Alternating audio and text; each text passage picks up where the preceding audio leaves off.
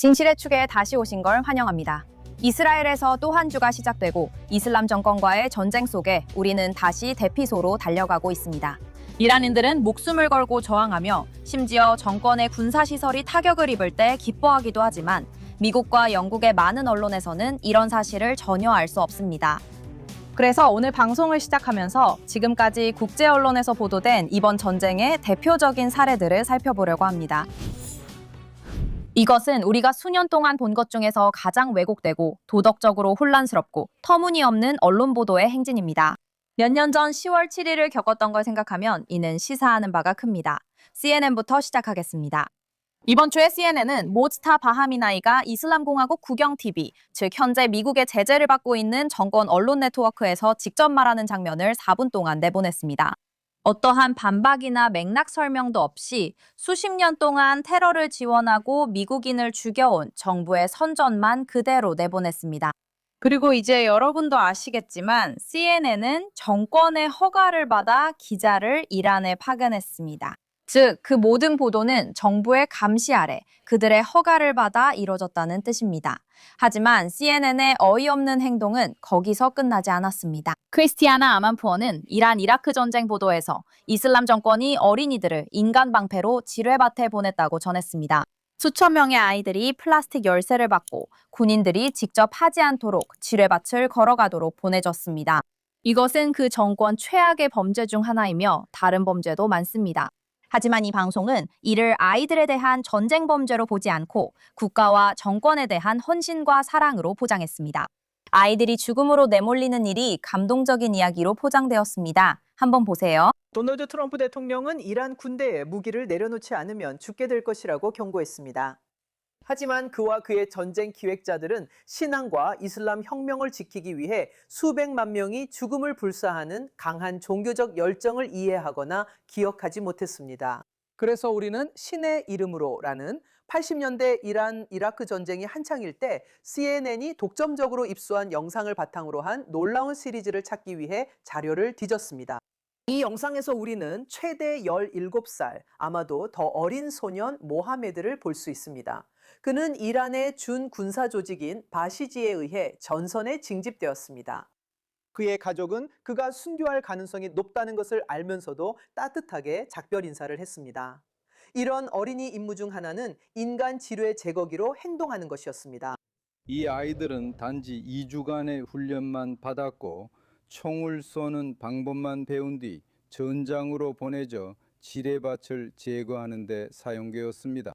지뢰는 이번 전쟁에서 많은 비난의 중심이 되어 왔습니다. 특히 인간 지뢰 제거반 사용이 문제로 지적됩니다. 젊은 자원봉사자들이 물결처럼 죽음으로 내몰리며 부족한 전차에 길을 닫고 있습니다. 그리고 아만포르는 이란인들이 정권을 지지하며 국기 아래 뭉치고 있다고 밝힌 레자 아슬란을 초대했습니다. 한번 보시죠. 죽음이 하늘에서 쏟아지기 시작하면 사람들은 정부를 얼마나 미워하든 상관없이 정부 주위로 뭉치게 되는 경향이 있습니다. 정말요? 그 뻔하고 이미 반박된 진부한 이야기요? 왜냐하면 우리가 실제로 이란 거리와 전 세계 이란 디아스포라에서 보는 이란인들의 모습은 완전히 다르기 때문이에요. 이란인들이 흔드는 깃발은 이슬람 공화국의 깃발이 아니에요. 그것은 사자와 태양 문양이 있는 깃발로 1979년 혁명 전 이란의 국기이자 상징이며 정권 붕괴 후 다시 세우려는 이란의 상징입니다. 하지만 그 영상만 보면 그런 사실을 알 수 없었고 이번 주에 곤욕을 치른 건 CNN뿐만이 아니었습니다. 하레츠에서는 알리 라라자니에 대한 프로필 기사를 실었는데 놀라운 제목이었어요. 무자비한 지도자, 뛰어난 철학자 알리 라라자니, 이란에서 가장 강력한 인물이라고 했죠. 뛰어난 철학자라고요? 이 사람은 제재를 받은 적이 있고 이란 정권의 억압과 테러 활동에서 중심적인 역할을 해온 바로 그 정권 관리예요. 그를 그 억압의 설계자 중 한 명으로 소개하는 대신 기사에서는 그의 이미지를 인간적으로 보이게 하려고 일종의 지성인 정치가로 묘사했어요. 영국에서는 채널 4가 이스라엘이 라마단 기간 동안 무슬림들의 아라크사 사원 출입을 막았다고 주장하면서 민망한 전쟁 보도를 이어갔어요. 하지만 실제로 그런 일은 없었어요. 문제가 된 제한 조치는 이스라엘에서 미사일 공격이 심할 때 모든 사람에게 적용되는 민방위 사령부의 시민 방어 지침이었어요. 이 지침은 사람들이 대피소에서 일정 거리 이내에 머물도록 요구하고 대규모 집회를 금지해요. 전쟁 중에 대량 인명피해를 막기 위한 거죠. 그런데도 불구하고 그 보도는 이를 종교적 박해로 몰아갔어요. 하지만 이번 주에 가장 도덕적으로 충격적인 사례는 미시간에 있는 유대인 학교에서 테러 시도가 있었던 이후에 나왔어요.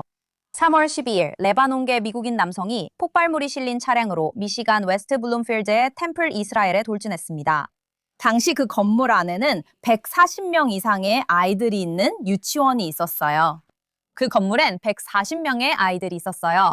기적적으로 보안 요원이 신속하게 대응해서 공격범을 사살했고 끔찍한 대규모 인명피해가 발생할 수 있었던 테러 공격을 막았어요. 하지만 전 세계적인 비난 대신 일부 언론에서는 전혀 다른 반응을 보이고 있어요. 예를 들어 GV 뉴스에서 해설가 안젤리나 메카이는 그 시나고그가 이스라엘과 연관되어 있고 이름에도 이스라엘이 들어가 있기 때문에 표적이 되었을 수 있다고 주장했어요. 한번 들어보세요. 이러한 공격들이 주로 유대인 대상에 집중되어 있었나요?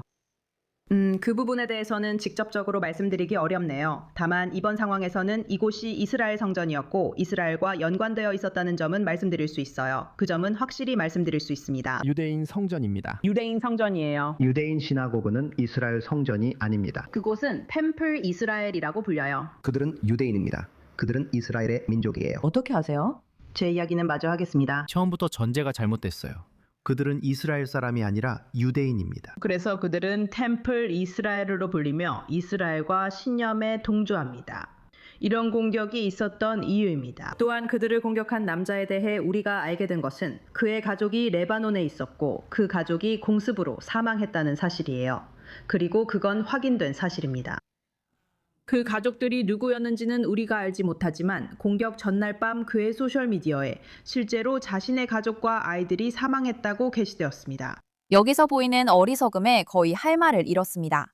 그 주장이 얼마나 말도 안 되는지 생각해 보세요. 우선 템플 이스라엘이라는 이름의 시나고그가 현대 이스라엘 국가와 아무런 관련이 없다는 사실조차 모를 정도로 무지하다는 게 정말 어이없습니다. 그리고 두 번째로 누군가가 유대인이라는 이유로 미국의 어린이 학교에 폭탄이 가득 실린 트럭을 몰고 들어가는 사건에서 그게 무슨 관련이 있거나 정당화되는 것처럼 언급하는 것도 말이 안 됩니다. 우리가 지금 몇 년도에 살고 있는 거죠? 또한 그가 레바논에서 가족을 잃었다는 사실을 언급하는 것도 전혀 관련이 없을 뿐만 아니라 그의 가족이 헤즈볼라 소속이고 그의 형제가 실제로 헤즈볼라 사령관이었다는 점을 알게 되면 더욱 그렇습니다. 그러니까 전쟁에 참전한 이후로 헤즈볼라가 이스라엘인들을 끊임없이 공격해왔기 때문에 전혀 놀랄 일이 아니죠. 이건 분석이 아니에요. 테러리스트의 책임을 없애고 피해자에게 전가하려는 시도일 뿐이에요. 그리고 맞아요. 미국에 사는 유대인들에게 그들이 살지도 않는 수천 마일 떨어진 나라의 정책에 대한 책임을 묻는 것은 반유대주의입니다. 안타깝게도 이번 주의 도덕적 혼란은 거기서 끝나지 않았어요. 뉴욕타임스는 테러 공격을 보도하는 것보다 인물 소개처럼 들리는 헤드라인을 내보냈어요. 한 식당 종업원은 조용한 사람이었어요. 그런데 그가 회당을 공격했어요. 즉 이야기는 테러범들이 유대인 아이들을 학살하려 했다는 것보다 테러범을 인간적으로 그린 데 초점이 있었어요. 지비뉴스의 안젤리나가 템플 이스라엘에 대한 이런 멍청한 생각을 어디서 얻었는지 궁금하다면 뉴욕타임즈의 관련 기사 제목을 확인해 보세요. 템플 이스라엘은 1941년에 설립되었고 유대인 국가의 건설을 목표로 했어요. 뭐라고요? 미시간의 대표적인 산업도시에서 예배당이 유대인 국가 건설에 헌신하고 있다고요? 레바논에서 테러리스트 가족 사망 이야기는 소로스와 연관된 네트워크가 자금을 지원하는 드롭 사이트 뉴스에서도 퍼졌습니다.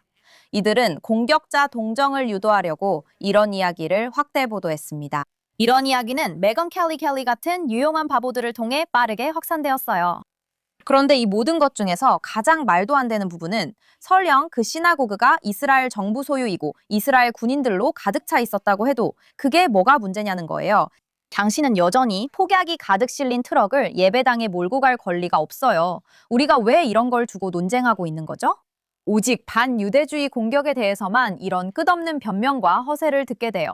오 이스라엘, 이제 그만 좀 하세요. 이렇게 극단주의가 정상화되는 거예요. 테러리즘을 공개적으로 지지해서가 아니라 변명을 천천히 들이밀면서요. 그리고 이 문제는 주류 언론에서만 끝나지 않아요. 최근 분석에 따르면 이번 전쟁에서 반미, 반이스라엘 서사를 퍼뜨리는 가장 화제가 된 게시물들 중 상당수가 미국 계정에서 나온 것이 아니라고 해요. 이 게시물들은 미국 외부 계정 네트워크에서 나오며 이들은 서구 청중에게 이 서사를 퍼뜨리기 위해 협력하고 있어요. 다시 말해서 이란인들이 정권에 맞서 목숨을 걸고 싸우고 있는 동안 서방의 정보 환경은 정권의 이익에 부합하는 완전히 왜곡된 서사로 넘쳐나고 있어요. 그리고 한 발 물러서서 이번 주 내내 소셜미디어든 언론이든 보도를 보면 가장 놀라운 점은 이란에서 일어나고 있는 일이 아니에요. 가장 놀라운 점은 많은 서방 언론이 이 사안을 얼마나 제대로 보도하지 못하고 있는가예요. 지금 무슨 일이 일어나고 있는지 이해하는데 가장 큰 장애물은 정보 부족이 아니에요. 그 정보가 미국에서 여러분에게 전달되는 방식이 문제예요. 하지만 악을 이해하는 것 외에도 이런 허위 정보 캠페인에는 또 다른 결과들이 있어요. 그리고 일부 언론 인사들이 이슬람 정권을 인간적으로 보이게 하거나 그들이 제기한 위협을 축소하는 데 바쁘게 움직이는 동안 실제 세계에서는 이미 여러 대륙에서 소규모 테러 공격과 반유대주의적 폭력이 벌어지고 있어요. 반유대주의 퇴치운동의 자료에 따르면 전쟁 첫 주에만 전 세계 반유대주의 사건이 34% 증가했어요. 전 세계적으로 기록된 154건의 사건 중 73건이 이란 전쟁과 직접적으로 연관되어 있었고 가해자들은 정권에 대한 지지나 유대인과 이스라엘이 분쟁의 원인이라는 음모론에 의해 동기부여를 받았어요. 그리고 그 증가는 온라인 혐오를 넘어 실제 공격으로도 이어집니다. 미국 사례를 들어볼게요. 미시간에서 아이만 모하메드 가잘리가 템플 이스라엘을 표적으로 테러를 저질렀어요. 이곳은 지역 주요 시나고그이자 유대인 유치원이 있는 곳으로 당시 140명의 아이들과 교직원들이 있었습니다. 대규모 학살이 일어나지 않은 유일한 이유는 한 용감한 경비원이 그가 아이들에게 다가가기 전에 막아냈기 때문이에요. 하지만 안타깝게도 그것이 미국에서 일어난 유일한 사건은 아니었어요. 텍사스 오스틴에서는 한 총격범이 무차별 총격을 가해 2명이 사망하고 14명이 부상을 입었어요.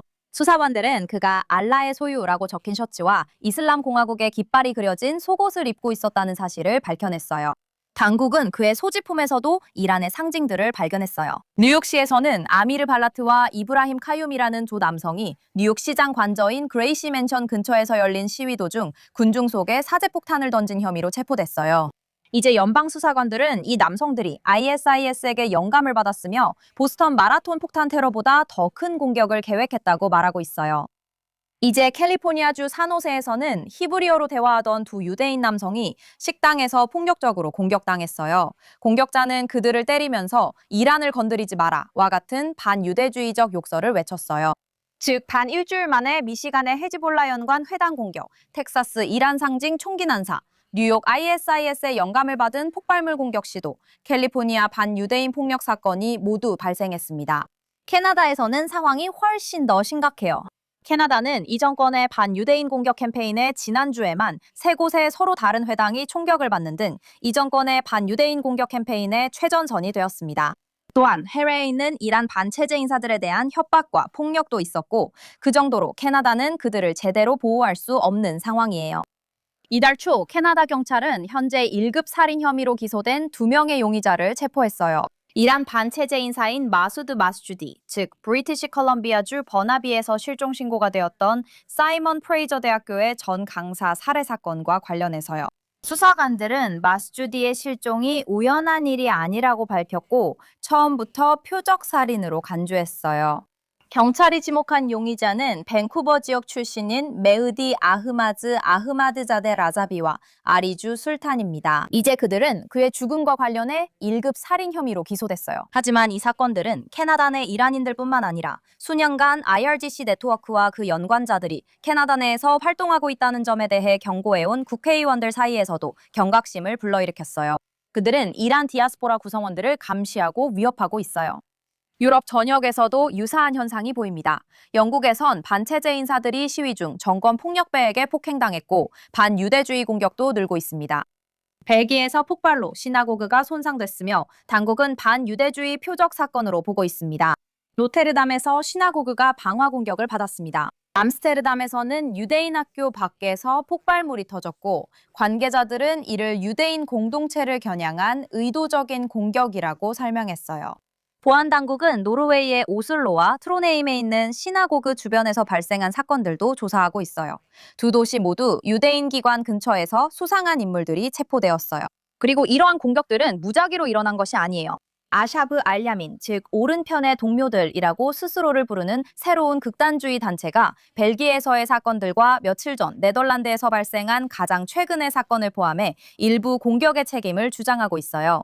이 단체는 이번 주에 갑자기 등장해서 유대인 표적에 대한 공격을 촉구하는 영상을 공개했어요.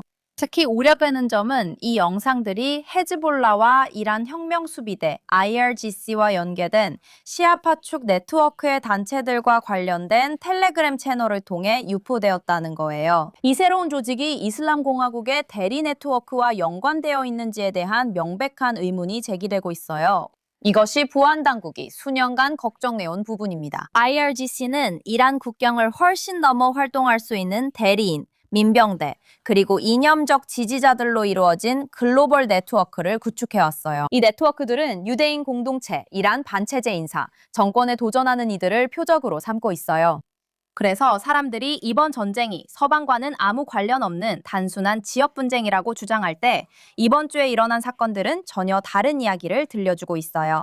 미시간의 시나고그 공격, 텍사스의 총기 난사, 뉴욕의 급조 폭발물 공격, 캐나다 세 곳의 시나고그에서 발생한 총격, 살해된 이란 반체제 인사, 캘리포니아에서 일어난 폭력적인 반유대주의 공격, 벨기에의 시나고그 폭탄 테러, 로테르담의 방화 공격, 암스테르담의 유대인 학교를 노린 폭발물, 그리고 노르웨이의 두 시나고그 주변에서의 수상한 활동까지. 이건 우연이 아니에요. 이것은 47년 동안 여러 대륙에 걸쳐 대리 점조직과 기타 테러 네트워크를 구축해온 한 정권의 세계적인 그림자예요. 그리고 이번 주의 사건들은 그 네트워크가 얼마나 멀리까지 뻗어 있는지 정확히 보여주고 있어요. 하지만 이 갈등에는 종종 충분한 주목을 받지 못하는 또 다른 전선이 있어요. 이것은 이슬람 공화국이 수십 년간 자국 운동선수들에게 벌여온 전쟁입니다.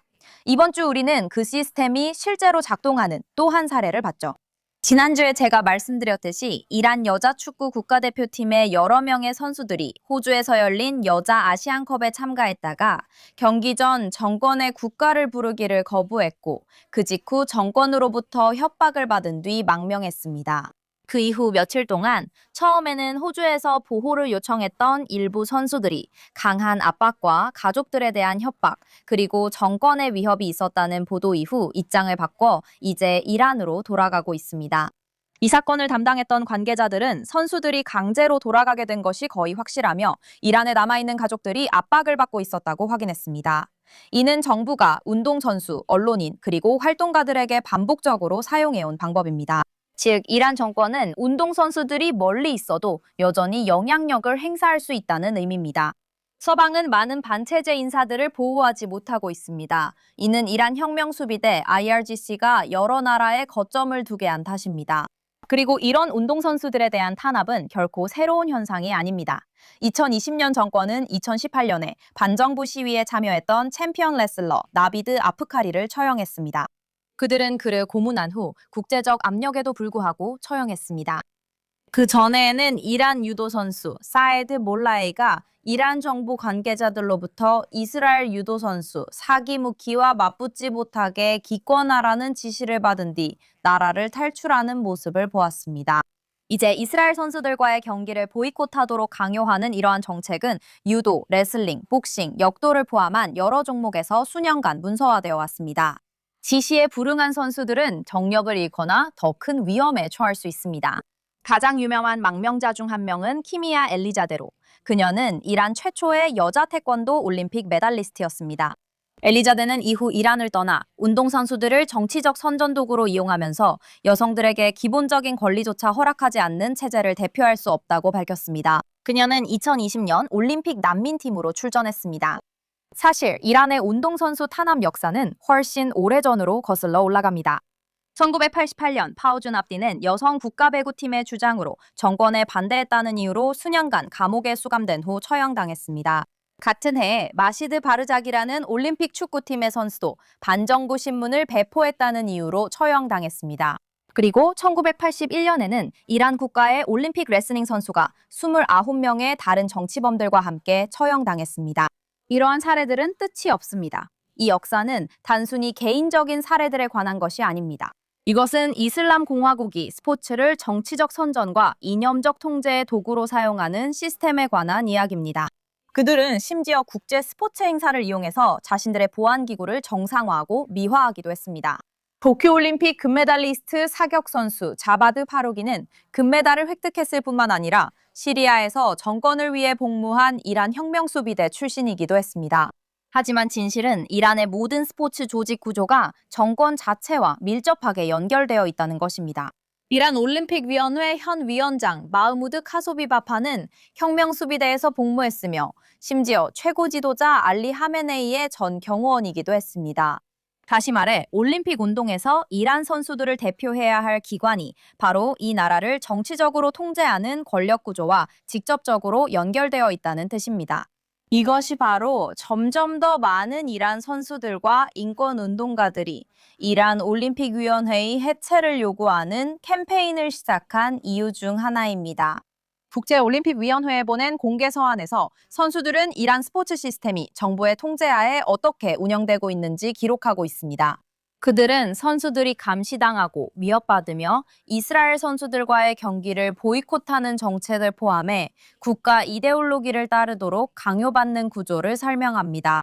이러한 시스템은 스포츠가 정치적 차별과 정부의 간섭으로부터 자유로워야 한다는 올림픽 헌장의 핵심 원칙을 위반하는 것입니다. 현재의 구조가 유지되는 한 이란 선수들은 계속해서 위협과 정치적 압력을 받게 될 것입니다. 이 문제는 선수들에게만 국한된 것이 아닙니다. 정권이 자국 팬들까지 통제하기 때문입니다. 이란 내에서는 여성들이 여전히 축구 경기를 관람하는 것이 금지되어 있으며 여성들이 경기장에 들어가려고 시도하다가 보안 요원들에게 폭행을 당하거나 구타를 당하거나 최루 스프레이를 맞는 사건이 여러 차례 있었습니다.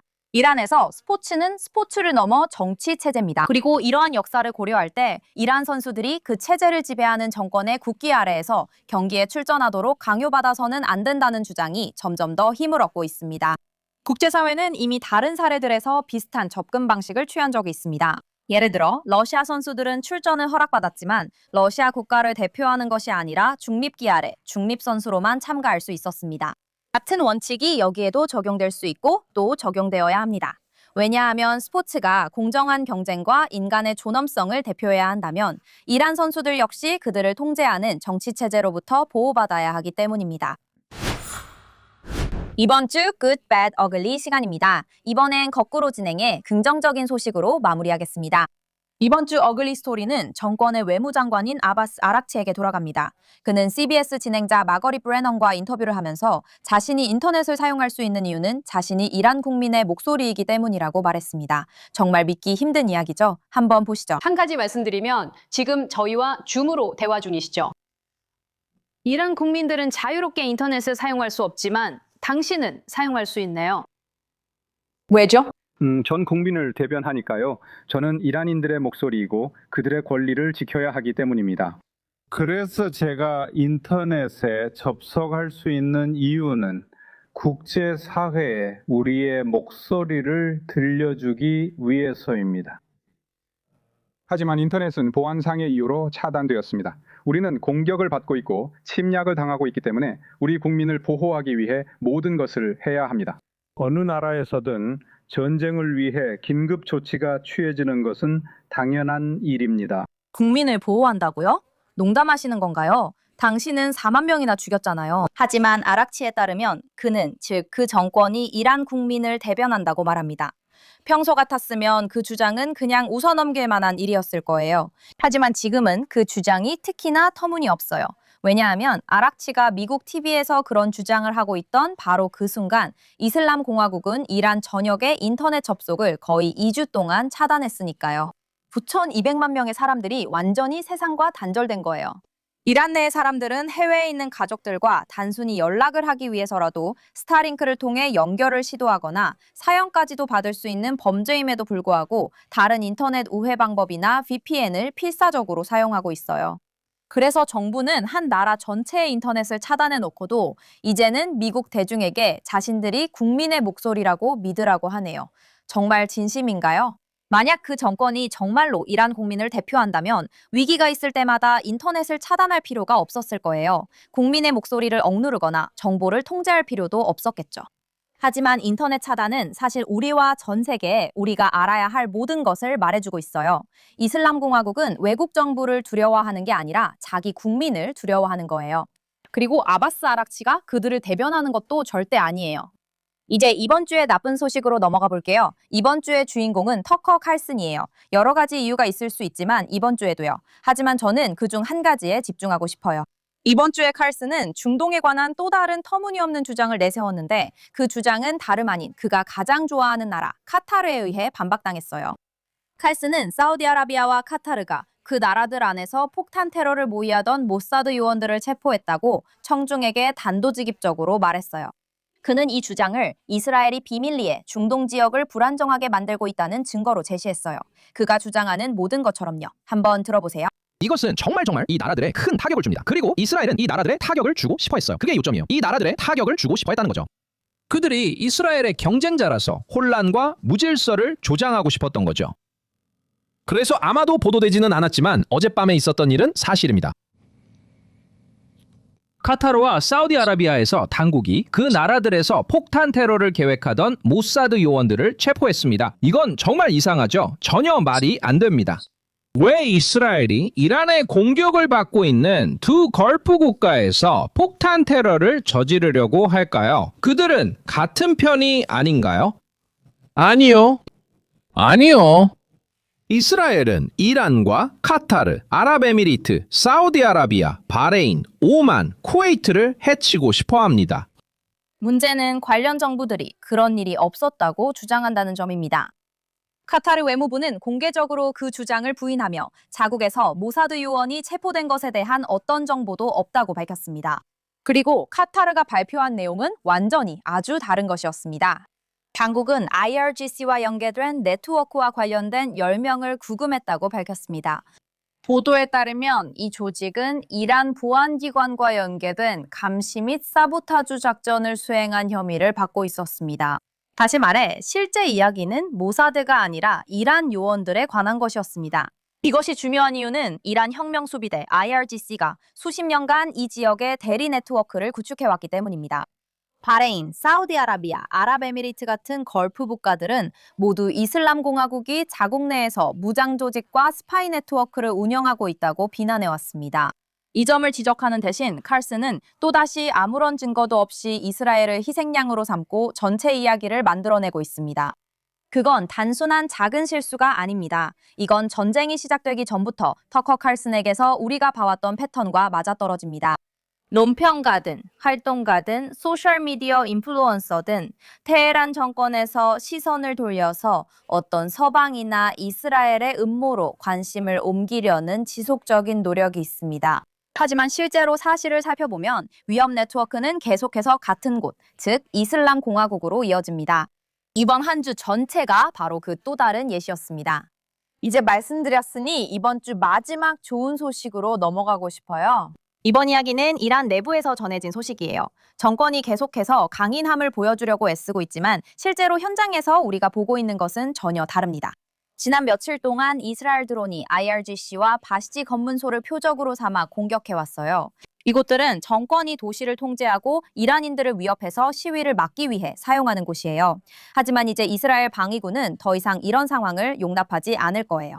이란 내부 소식통에 따르면 단 이틀 만에 12곳이 넘는 IRGC와 배시즈 검문소가 드론 공격의 표적이 되었어요.